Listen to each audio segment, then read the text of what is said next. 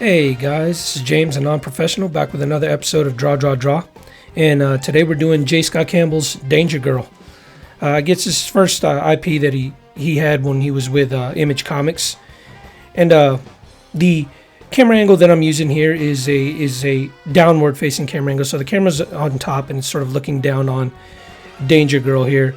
It's a 1-point perspective, so you're going to see all the features are sort of parallel. That's why you see those lines going from the upper left to the bottom right, and they're all because I'm trying to line up the elbows and I'm trying to make sure the bust line falls on there, and the eyes and stuff should have been on there, and they will be later on. I actually have to adjust the head to make it right, and I don't know what I was thinking. Her head is sort of pushed to the side there, and it shouldn't have been. I adjust it there, and I adjust it again when I'm in lines, which we're in now. So keep your lines tight. Let's pin down those definitive details, and it's a easier, I guess, with regards to perspective, because you're only doing 1 point. In other words, everything is going down to a vanishing point that's at the very, very bottom of the page. Well, it's off the page, but and just got to make sure everything sort of lines up as parallel. That needs to be, like the fists need to line up, and of course the rib cage, the bottom of the rib cage, just underneath her bust line, needs to line up along those lines, those parallel lines that you see there. And her head will eventually line up there. So there are a couple techniques that I copied, I guess, from J. Scott Campbell's. If you notice underneath her left breast, where her armpit is, there's that sort of shading technique where he hatches in the shading part in order to get that sort of gradient that goes out towards the rest of the body. He has just sort of these tiny little zigzag lines, and I noticed that he does that throughout so many of his drawings.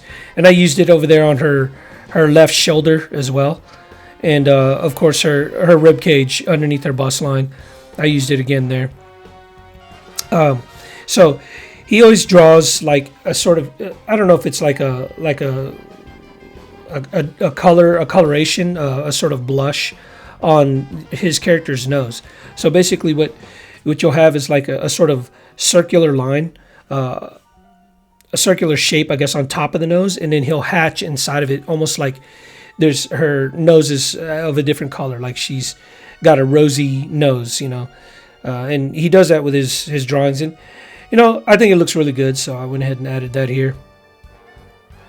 And I did copy his eyes as well. Generally has these, sort of doe eyes, and the corners of the eyes sort of make up the eyelash, and it's all blacked in, and it's I don't know, just kind of like a genie's eyes, I guess, or an Egyptian's eyes, actually. So I did move the whole figure around in order to get this sort of angle, because I just thought the angle looked more aesthetically appealing. But anyways, you see that shading there underneath the arm, and you see it on the shoulder blade, and then of course I do it on the right arm too, just beneath the bust. You'll see it there. And I did go ahead and do that shading around the nose too. Actually, it when I first saw it, it didn't make sense to me, but it did look good. Because, why would there be shading on top of the nose when the light source is right above her? But like I said, I think it's just like a sort of a rosiness or a blush, or, just to make the nose, I guess, sort of stand out a little bit better. And the hair, I go back all the way to the ruffs in order to do the hair. You see there, because I disregarded her head shape and I just started making hair. And her hair just didn't fit on her head the way I had it. It was almost like she was wearing a wig, and it wasn't just naturally shaping her head. So I had to go back and actually form the shape of the head, and then draw hair that made sense with that shape, the shape of her head.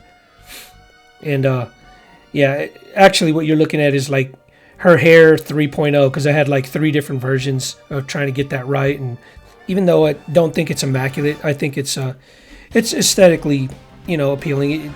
It's passable, in other words. And it's something that I'll work on. I don't generally draw blonde hair. It was So I'm using like a lot less lines in order to do that. A blonde hair, of course, lighter hair, you're going to do less lines. Anyways, I hope you guys learned something. If you want to reference, actually go look at J. Scott Campbell's art and you'll learn a lot. Always remember your 3 P's: persistence, patience, perseverance. That's how you mature in any endeavor. Hey guys, if you like my content, please like or comment below. And if you want regular updates, please subscribe to my channel. Thanks for watching.